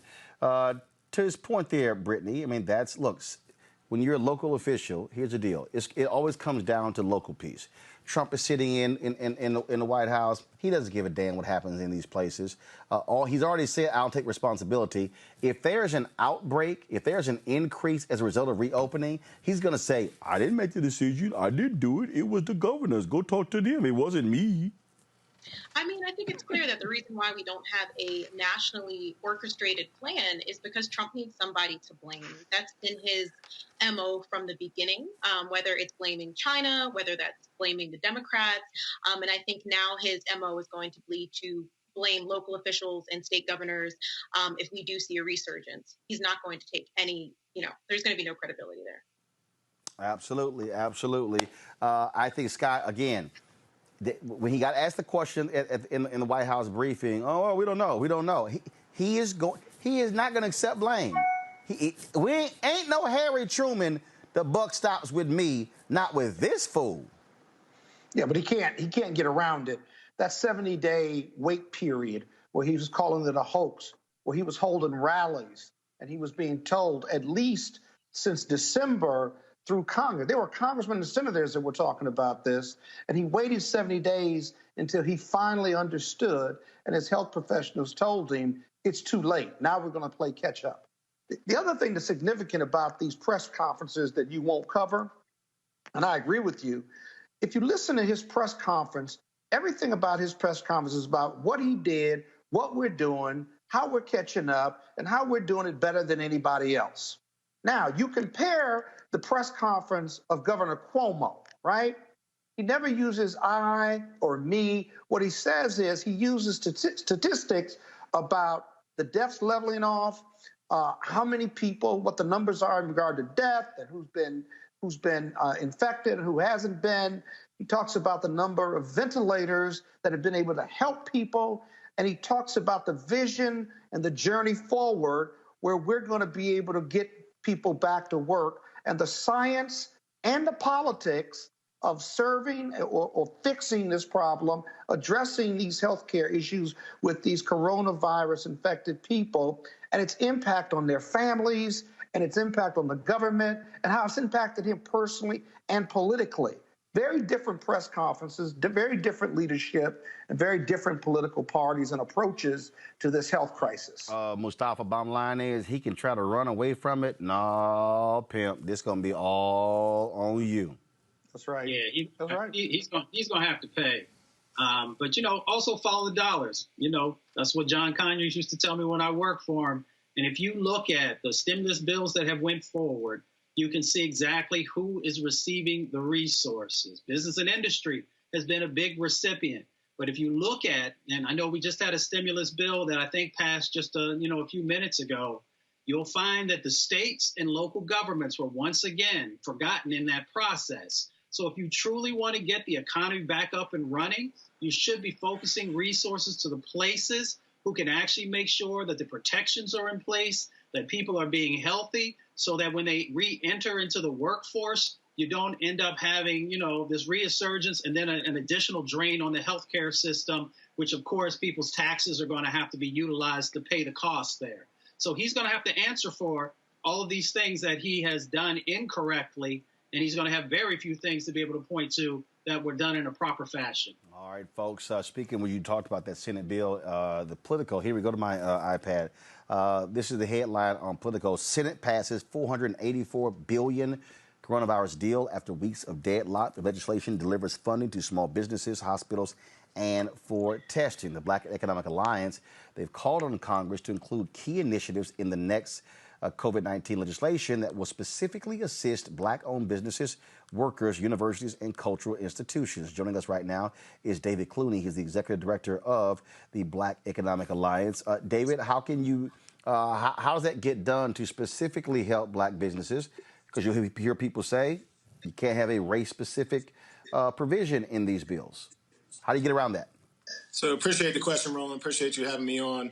So the press release we put out today and essentially the ask for Congress is that we make a recognition that we're talking about how this pandemic is impacting the Black community disproportionately severely, both the health outcomes and the economic outcomes. What we're asking for is that Congress be very deliberate and specific in prescribing solutions to make sure that the aid that they're sending out actually gets to the places where it's most needed. We know that's not happening right now. And as we called out in our press release this morning, we said, even though there's an acknowledgement that Black communities are suffering the most economically and from a health perspective, Black folks, both individuals and businesses, have had the highest barriers and the most problems getting access to the relief that has already been appropriated by Congress. So we laid out 5 categories of businesses, people, institutions, that's HBCUs, Black financial firms, and even cultural institutions that have all historically had problems getting access to relief and to resources from Congress, and that's in good times and bad. So what we're saying is let's be very prescriptive about acknowledging where the problems are, and a big problem is, if you're talking about small businesses, access to capital. That has been throughout the history of this country, and particularly in times like now, folks who have relationships with banks, for example. So let's step back. The SBA programs that were laid out in the CARES Act and that were refunded or funded with additional funds in the bill that was just passed by the Senate today, they're essentially bank-facilitated loans because the SBA will underwrite a significant portion and take away most of the risk of those loans, but then banks have to, or financial institutions have to facilitate those loans by actually pushing them out the door. What happened the last time around is that businesses that have relationships with banks were the first ones in line. They already have their information with the banks. The banks were able to press send on their applications the first day that they were ready to go, whereas a lot of Black businesses already didn't have access to even get a bank loan. A lot of Black businesses don't do business with banks either because they can't qualify, they've tried to qualify and haven't, or banks will say it's too expensive to do business with those small businesses. So what happened was a categorical just miss of a lot of businesses, particularly small businesses in Black communities. And that's something that we asked for. One of the set-asides we asked for was for community development financial institutions, as well as minority depository institutions and other community lenders who really are the banks that have relationships with small Black businesses and are in our communities, who have made this capital available, again, throughout history, but particularly in recent years. And I will say that was a partial win in the bill that was passed by the Senate today. There was a $60 billion set aside for community development financial institutions, credit unions, and small financial institutions, community financial institutions, and minority lending institutions that were not largely not included in the last tranche. But what we still need is, one, more money for those organizations, but two, there is a need for small businesses, even 10 or fewer, to have a set aside for them as well, because a lot of those businesses don't have access to lawyers, accountants, a lot of the resources that larger businesses, even smaller businesses that are, 400, 500 people large, have access to. So there's a lot more that needs to get done to get capital to the places where it's needed the most. And what we're asking for from Congress is an acknowledgement of the reality that the reason that this is having such a disproportionate impact on our community is because of the legacy and throughout the history of this country, the inequities in terms of lack of access to capital and lack of access to educational opportunities, and really the support from the government that our counterparts have gotten in other communities. So this bill has already passed the Senate. What do you like, don't like? So, like I talked about, the CDFI set aside was extremely helpful. I do think, the PPP. So let me step back and say this.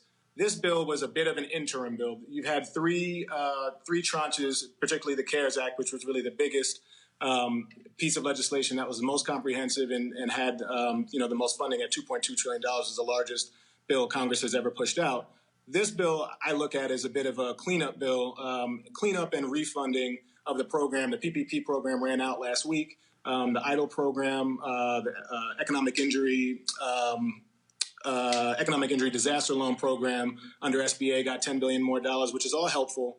I think what's still needed is for us to take a comprehensive look at who is still hurting the most, who's not getting money. One of the things we asked for today as well was money for individuals. You have money that was appropriated, the individual payments, the direct payments, and a lot of, again, Black folks don't have access to a banking account. So the way that money was sent out and the fastest was to people who filed taxes last year and had direct deposits. They were able to essentially just use that banking information, send a direct deposit out to that same account where people got their tax return last year. Black people who are unbanked or underbanked don't have that access. So we talked about things like using EBT cards to get that money to people because that program is already set up. All you have to do is put it in, and people will have immediate access to the money who right now are hurting, don't have food, and don't have a way to get access to that money. We also talked about the SNAP program, the Supplemental Nutrition Assistance Program, which has been successful and essentially is a way to get food and resources to the people who need it the most by just easing some of the restrictions in the program and putting some more money into the program. And then also Black financial firms, things like broker-dealers, asset managers, others. If we look back to TARP as an example, were completely left out of all of these facilities that both the Fed and Treasury set up to put more liquidity into the system and allow banks to be able to lend. There are all these financial firms, even lawyers and others, who are creating these different deals and essentially facilitating these processes that were set up by the government. And Black firms were just not across the board, not included. So that is something that needs to be set aside and required by Congress in the next bill as well. So there's a lot that can be done. Again, I think this was a positive step in the right direction, but this was really an interim step. We have a much more comprehensive bill. We talked about state and local funding, things like community development, block grants that will help get money to places, particularly disinvested communities that need it. We also can think about ways to use existing legislation like opportunity zones. If you want banks to lend in communities that have not been seeing the capital, particularly disinvested communities, low-income communities, communities of color, can do things like double the bank processing fees when they're processing loans that are going to these communities. So there are ways that we can be very targeted in getting the capital and getting the relief to the places it's needed. We just need Congress to really be receptive to some of these ideas and the reality about who's not getting the relief and why. All right, then. David Clooney, Executive Director, Black Economic Alliance. We appreciate it. Thanks a lot. Thank you, Roland. All right, then. All right, folks. Today is Earth Day. We have some good news and bad news. The bad news is that our health and economy is suffering greatly. But the good news is our Earth is healing. In the midst of the pandemic, many silver linings have been found. Air pollution has reduced so much so that the Himalayan mountains have become visible in India. Shocking! There has been a historic drop in carbon emissions, and waterways are clear and can be seen from space. Mustafa, you are environmental expert. What does this all say? You have actually good and great air quality in Los Angeles. Oh, my goodness. Yeah, what this says is that we can actually help to heal the planet. And at the same time, we can also limit the impacts that are happening in our communities that are making us have cancers and liver and kidney disease, lung diseases, heart diseases, all these things that have made us more vulnerable to the COVID-19. You know, the talking points from the president and others has always been, one, it was too expensive to be able to do this.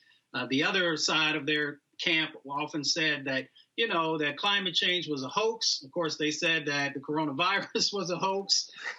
This is actually an opportunity now for us to say, okay, we see what is possible if we rethink, how our economies work.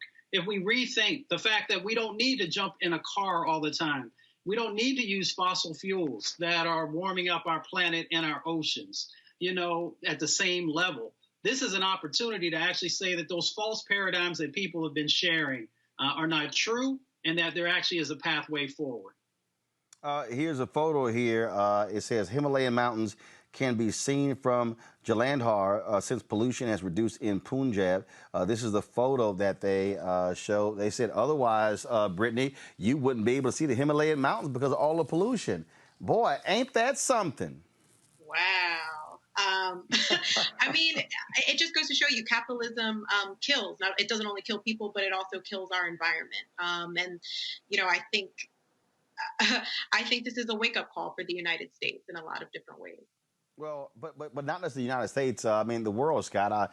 Early on, I remember seeing a story they were talking about in Venice that the dolphins that often would come near and they would come near the banks there. They said they hadn't seen them in a long time, but because the ships were not coming in, you had clear water. They could actually see the dolphins playing. In fact, Henry, go to my iPad. This is a photo here. They say all because all the canals there and being able to see those dolphins at play. I mean, it is stunning to see, because people sheltered in place and not going about, how the conditions on the planet have changed. This is where people should be, political people should be thinking, how do you keep that moving forward versus going back to business as usual? The power of the coronavirus. It has negative impact, but it also has some silver linings, and it's teaching and showing us how we ought to be doing things to save the planet. There's no doubt. We've all been at home. Our meetings haven't stopped. If you haven't lost your job and you have one, you're still having video conferences and conference calls and what have you. You can see the Himalayas. You can see the dolphins playing. That's not that bad. I mean, we could do this, actually. Watch for the impact on real estate given the coronavirus and us being shut down. Because one of the biggest prices or costs in any business is the real estate. And you know what? We have it. Oh, boy, forgive me. You know what? We have not used real estate in quite some time, and we're doing just fine. Look for that to have a big impact. But the reality is all of this is going to show us the new reality and the new norm, and it's being defined by this virus. And when you go get you a phone holder? I mean, really? Do it. Really? I'm sorry. Well, I'm so sorry. I bet you got your phone sitting up against a can or something. And really? I just can't do it. Really? I mean, Scott, they make little. I try so hard with you. Scott, they make little. They make little. Impress you. They make little tripods. They make little tripods. You know what? I'm gonna send you a link of a tripod that can hold your phone so you don't knock it over. And what, you didn't think we weren't gonna see that big ass? Oh, my bad, I'm sorry. And now we seeing a ceiling, and damn. I told y'all can't trust Capitals. I keep trying to tell y'all that. And you know what? It's against you. I do shit like that in front of you, who's like the technology guru. You were doing virtual and platforms before anybody was really even thinking about doing a show like this 20 years ago. And your point? I hit mute. I knocked the camera off. Was it really that embarrassing? It really wasn't that embarrassing, was it? Y'all didn't even notice that, did you? It was that damn embarrassing. Yeah, it was. Yeah, it was. I'm just saying. Oh, God. I'm just saying. Give me that website. No, I'm gonna send you the link. I'm gonna send you the link because I'm just simply saying, people commenting on YouTube. Somebody has anybody else done that on the show before? No. Tamara Robertson, Roland always picking on Scott because he's a little ass pickable. That's why. So that's why we do that. So, yeah, there we go. There we go. All right, folks. It is, of course. I'm so sorry, Roland. It is, yes. It is. I got you. It got you. All right, y'all. Can I come back next week? Nope. Yesterday, y'all, yesterday was April 20th, the 69th birthday of Luther Vandross. Today, we lost Prince 4 years ago. Of course, found dead in Minneapolis in his Paisley Park compound. Many people still shocked and stunned by it. I want to go back to the panel here. Of course, 4 million people watched the Babyface and Teddy Riley battle, if you will. It was great. First of all of you three, did y'all see any of it? Yeah. I got bits and pieces. It was frozen from me. Yeah, so what happened was that Instagram had to apologize because, now this is the crazy shit I've ever seen. So if you had an iPhone 11, you couldn't access it, but if your ass had an iPhone 7 or 8, you could. You would think the newer phones you could. They were talking about go to your desktop. People now consume on their devices. That was just crazy whatsoever. Scott, did you see any of it? Bits and pieces of it, but my screen froze up, and then I was trying to read about it. They were supposed to do some battle, but it was just a disaster, technology-wise. Okay, so that happened Saturday. Last night, they actually did it. Oh, well, I didn't. I thought it was only one time. Damn. Oh, Roland, I can have a bad day. Damn, it was Saturday, and then I don't mind wasting my time. I'm just simply saying that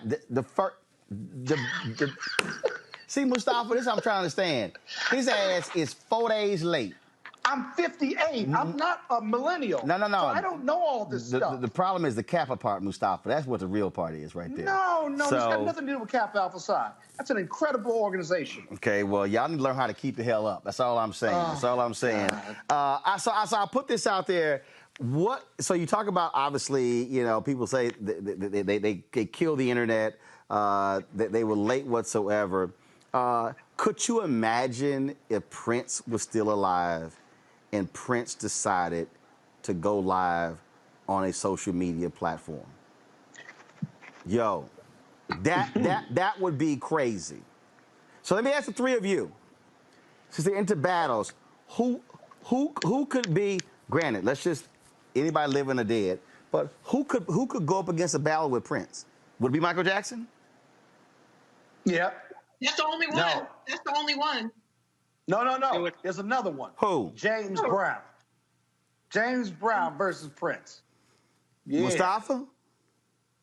I mean, James Brown is the man. I mean, he's the godfather. Right. But, I'm not 58, so... I'm going to get you for that one. I like you, too. But you went at me. You went at me on that one. No, it's okay. Find new pie. But anyway, I think it has to be Michael Jackson.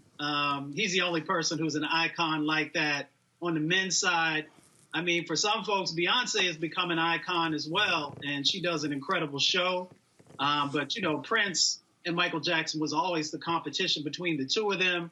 When they would release their albums, whose album was going to be the hottest, whose album was going to be on MTV, and all those types of things. And, they continue to battle each other. So I'm sure they're both up there in heaven, creating beautiful music. Look, I have great respect for Michael Jackson and Prince. Never met Michael Jackson, met Prince a few times. If I had to look at those two and battle, and you talk about hit, I think Prince beats Michael Jackson. Straight up. That's a hell of a statement. Straight up. Different styles. That's why I picked James Brown, because he had a different style. So the competition is tough if you have a different style. Yeah, no, but the whole point of the battle is hit versus hit. Somebody gonna run out. And the point I'm making is Prince ain't running out. And neither is Michael, though. No, Michael. And neither is James Brown. If Michael top out at 30, Prince gonna drop at least 10 more on him. That's just me. That's just me. No, I got you. That's just me. That's all I'm saying. That's all I'm saying. Conversation about the difference It'd between... be wonderful to watch, though, wouldn't it? That would be some awesome shit. Mustafa, go ahead. I was saying that's just like when we compare Michael Jordan and LeBron James. They're both incredible. No. I disagree.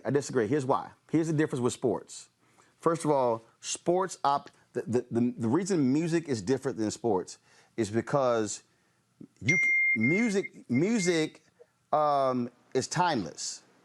The reality is the way the NBA allowed defenses to play during the Michael Jordan era, totally different than LeBron James era. The way they allowed them to play in the Michael Jordan era, totally different in the Oscar Robertson era.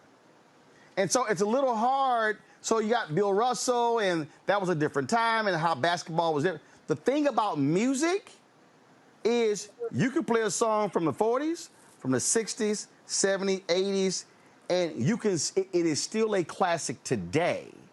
And so you have the ability to be able, with sound, to be able to hear it. That's why you have multiple generations who still love Frankie Beverly and Maze. So you can have a grandparent, a mom and daddy, and a kid, 3 generations, same music. That's why I think, and I think because of music also, unlike sports, like for instance, all these fools voted Michael Jordan the best college basketball player of all time. That is the stupidest thing ever I've seen in my life. Michael Jordan would be in the top 5 greatest college basketball players of all time. Number 1 is Kareem. Period. But because they never saw Kareem, I think that's the whole deal here. And so that's why I think, Mustafa, I think from a music standpoint, a James Brown and a Prince could battle because the music speaks for itself and not really, athletic style, who was the shooter, who drove the lane, whatever. That's why I think music is just so much different. Who would your battle be in R&B bands? R&B bands? Yeah, like Earth, Wind, and Fire, for example. Easy. Bands. Oh, easy. I would want to see Earth, Wind, and Fire versus Parliament. I'd say Earth, Wind, and Fire versus Cameo. Oh, hell no. That ain't even competition. Oh, no. They go hit for hit. That lasts Absolutely. That lasts 15 minutes. That lasts 15 minutes. Okay, I got to ask y'all this here. The people at, is it TYTL?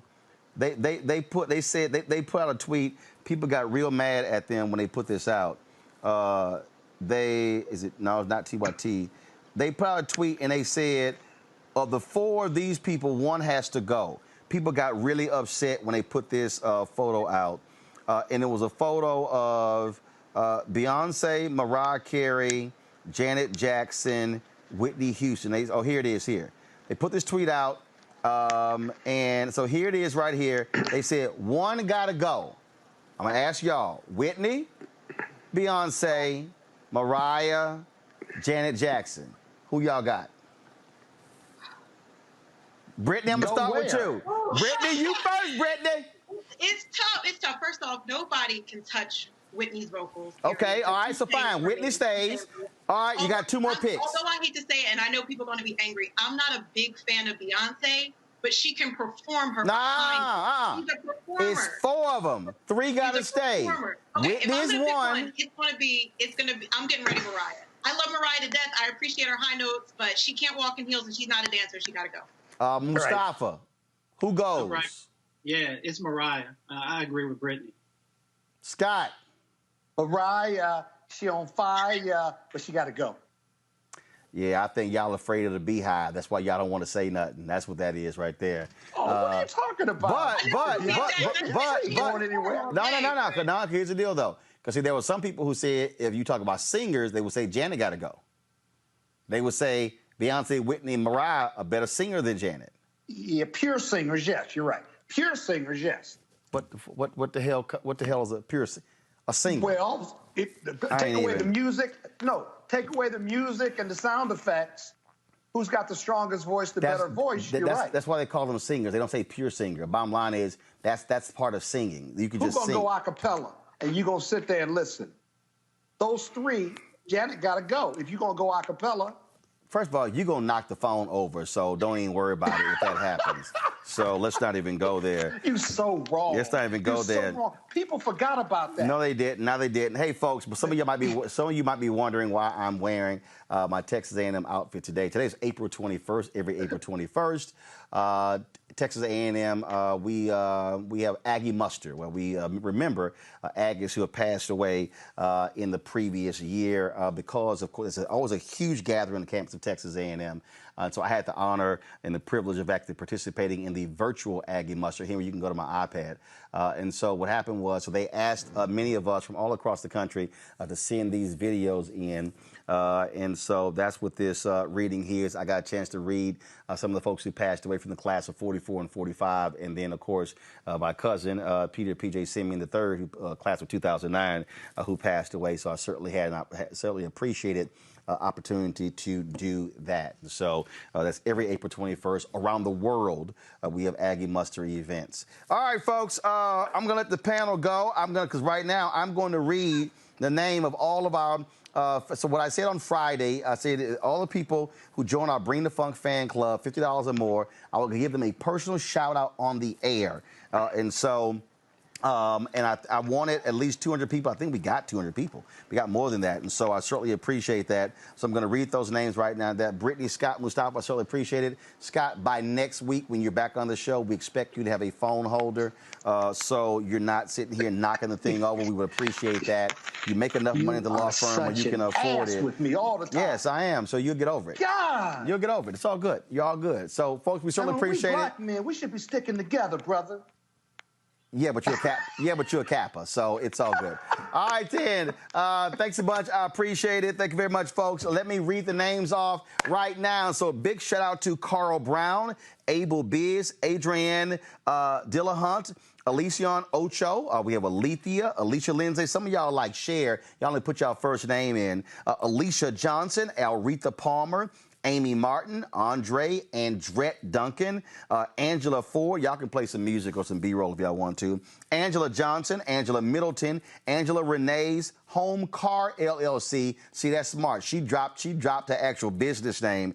Angelina S., Anika Feldy, Annette Robinson, Anthony McCants, Antoine Pruitt, Antonio Nickelberry, Arturo Lassiter, Ashley Jones, Augustine Nagua. I hope I pronounced that right.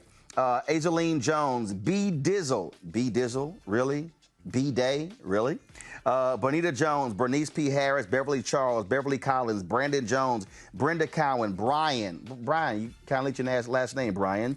Bridget Harrington, Calvin Ray Stiggers, Camille Ransom, Carla Downs, Carolyn Dowdy, C.C. Summarize, Cecilia Thornton, Cedric Warren, Shalandra Robinson, Sherelle Bateman, Charlene Pitchford, Charles Sims, Christina Reeves, Clark O'Neill, Clifford Sparks, Conscious, come on now. Crystal Hosey, Cynthia Coleman, Cynthia Newman, Cynthia Taylor, Daisy Price, Damon Franklin, Dana Moton, Dana Walker, Daniel Denton Thompson, Darren Lloyd, Darius Hay, Daryl Hannah, Deborah Polk, Deborah White, Deborah Sims, Della Lee, Dolores, Demetra Hankerson, Denise Mosley, Derek Edwards, Derica Presley, Dewana Shields, Donald Baxter, Danelle Farr, Edward Effie Coley, Eldridge Smith, Elena Peraza, Elinda Gorman, Elmer Foster, also Emisha Jones, Eric B. Van Dyke, Eric Davenport, Evangeline Ophia, Iyop Amon, Fadina Thomas, Francis Stallworth, G. McFadden, Gail Bowers, Jeffrey Carter, Glenda Bobo, Gregory Horsley, Gwendolyn Smothers, Gwendolyn Jurgen, Hanik Hall, Harry Alexander, H.C. Gary, Herbalife, an Herbalife independent member. Okay, y'all might want to put y'all name on there, attach it to it. Herbert Allen Jr., Howard Loken, Ebo Oxley, Ife Asantawa, Jay Glenn, Jacqueline Smith, Jacqueline Williams, Jadonna Sanders, Janice Pickens, Janice Ferguson, Jasmine Williams, Jason Allen, Jay King, Jermaine Ramsey, Jerry Green, Jerry Magnum, Jesse Tate, John, Joy Griffin, Jonathan Poole, comedian Jonathan Slocum, Josette Blocker, June Durrett Jones, Kay Brew, Katrina Scott, Keena C, Keita G, Kenny Fulton, Kalia Williams, Karen Pierre, Kim Lacey, Kip Killebrew, Keisha Manley, Kawani, Kusai, Ogubi, Kwame Pettis, Lakeisha, Larney Richardson, Larry DeForest, Latasha Skipper, Latasha Martin, Leotine Rhines, Latrell Thomas, Linda Simmons, Linda Victoria Cromer, Lorenzo Thomas Sr., Lori Jordan, Lucretia Holden, Luxie Frizon, Lynette Reddix, Mahogany, Gal Friday, Malia, Marisha, Mark Dennison, Marla Perkins, Marlene Green, Marsha Critchlow, Marvin Nails, Mary Blair, Marie, Marlene Wells Brewer, Michelle Reed, Michelle Baker, yes, I need some water, Michelle Griffin, Mignon Clyburn, appreciate it. Manelli Benjamin. Mohammed Reed. Morris Jones. Okay, y'all, somebody put in name. We kind of like need your name. Nancy Pettaway, Natalie Moore, Natasha Epps Jones, Natasha Lewis, Nikki Harris, Nene Riley, Odessa, Pamela Tennell, Patricia Steeth, Paula Ogbon, Paula Bryant, Hamilton, Philip Atkins, Phyllis Bell, Precious Jewel, Prentice, Quinn Lawrence, Ralph Craig, Rashonda Simmons, Rashara Gavon, Rayon Cunningham, Rebecca Nelson, Reg Hammond, Relinda Barnes, Renee Cooper, Renisha Moore, Renette Cloud, Renetta Spruill, Richard Smith, Robert Hendricks, Robert Jackson, Robert Langford, Robin Johnson, Robin Roberts, Rodney Rambo, Ronald P., Roosevelt Payne III, Rosalie Hurst, Ruby Ferguson, Selena Coleman Thomas, Shireen Bradford, Sharon Jarrett, Sean Satin, Chantel Smith, Shania Walker, Sheila McDowell, Sherry Phelps, Sis, Tamika Woods, Sandra Harris, Sonia Sanders, Sonia Galliard, Stacey Dupree, Stephanie Strong, Stephanie Williamson, Stephen Johnson, Steve Johnson, Stephen Broughton, Takardra Roundtree, Talitha, Tamra Roberson, Tammy Jackson Cloy, Tanya Walters, Tawana Wimbish, Tanisa M. Mills, Terry McClellan, Terrell Currington, Teresa Edwards, Tawana Bevel, Tish, Tandria Canty, Tanja Hicks, Tanya Goss, Tracy Garrett, Tracy Mayo, Turkessa, Hauk, Vanessa, Victor Mitchell, Victoria Gray, Vinay Alcindor, William Gordon Jr., William Hutchins, William Robertson, yesterday, and Eunice Patrick. Woo! That was all the people, of course, who give it to us from Friday into yesterday. So here's the deal. Tomorrow. So here's the deal, y'all. So this is what I said. So this week, and I might do it extended next week. For all the people who join our Bring the Funk fan club who give $50 or more, I will give you a personal shout out on the show. I'm doing that because, again, our goal at the end of the year is to have 20,000 of our fan club members join our Bring the Funk fan club. If that means me reading 15,000 more names, I'm going to read 15,000 more names. The reason that's important because, again, what we're seeing with this coronavirus, we're seeing what happens when we don't have information. We're seeing what happens when we're being ignored, when national media only paid attention to Black deaths 5 weeks after this thing blew up in the country. Well, we were focused on it first day. And so what our goal is to continue to bring you the best content we can over the course of the week. We do this show live 5 days a week.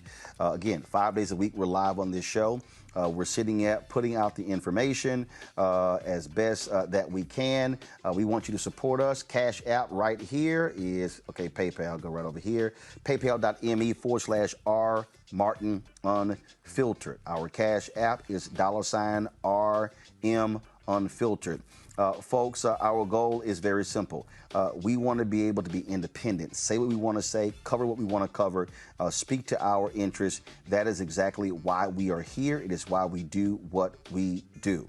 And unfortunately, we do not have enough of our own platforms out here speaking truth to power. That's why we do what we do every single day on Roland Martin Unfiltered. We're so thankful for all of you who have joined our Bring the Funk fan club, all of you who have contributed, all of you who have been with us in making all of this possible. The reason that is important, folks, is because, again, we can't do it without you. We, of course, corporate funding has dried up in terms of advertisers, and so it's all possible because of you. And so we thank every single one of you.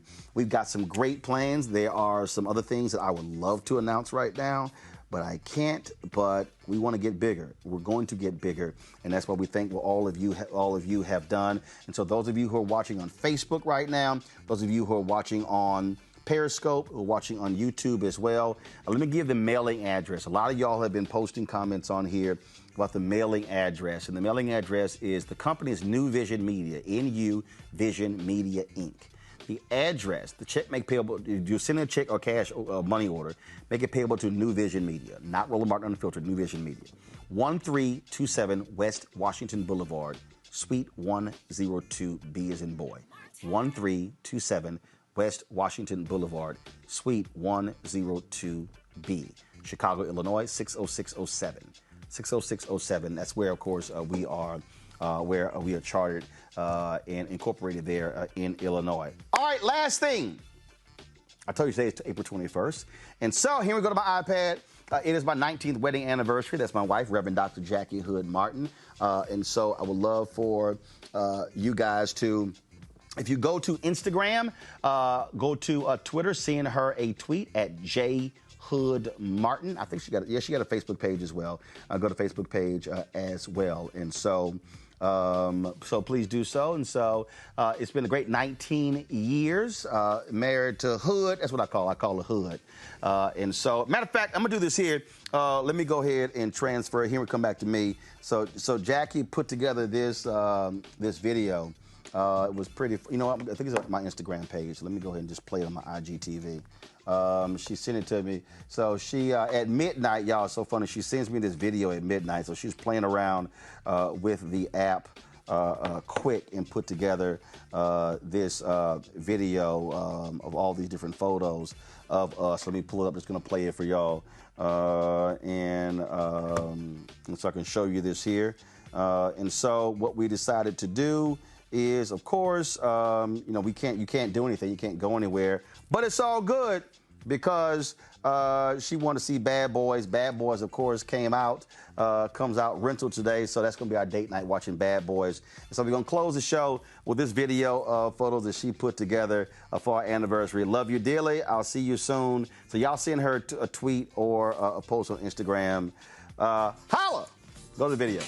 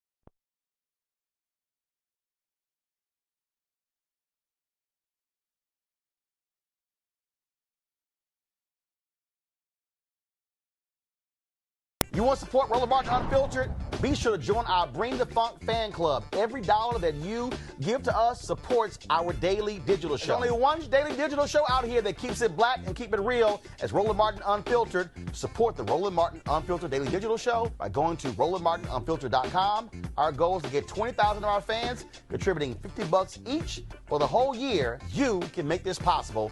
RolandMartinUnfiltered.com. You want to check out Roland Martin Unfiltered? youtube.com/Roland S. Martin. And subscribe to our YouTube channel. There's only one daily digital show out here that keeps it black and keep it real. It's Roland Martin Unfiltered. See that name right there? Roland Martin Unfiltered. Like, share, and subscribe to our YouTube channel. That's youtube.com/Roland S. Martin. And don't forget to turn on your notifications so when we go live, you'll know it. Hey everybody, this is your man Fred Hammond, and you're watching Roland Martin, my man, Unfiltered. Hi, this is Essence Atkins, and you're watching Roland Martin Unfiltered. Hey yo, peace world, what's going on? It's the Love King of R&B, Raheem Devon, and you're watching Roland Martin Unfiltered. Hi, my name is Brescia Webb, and you're watching Roland Martin Unfiltered. Ow. Well, I like a nice filter usually, but we can be unfiltered. What's going on? This is Tobias Trevelyan. And if you're ready, you are listening to and you are watching Roland Martin Unfiltered. What's up? I'm Lance Gross, and you're watching Roland Martin Unfiltered. Hi, this is Cheryl Lee Ralph, and you are watching Roland Martin Unfiltered. I mean, could it be any other way? Really? It's Roland Martin.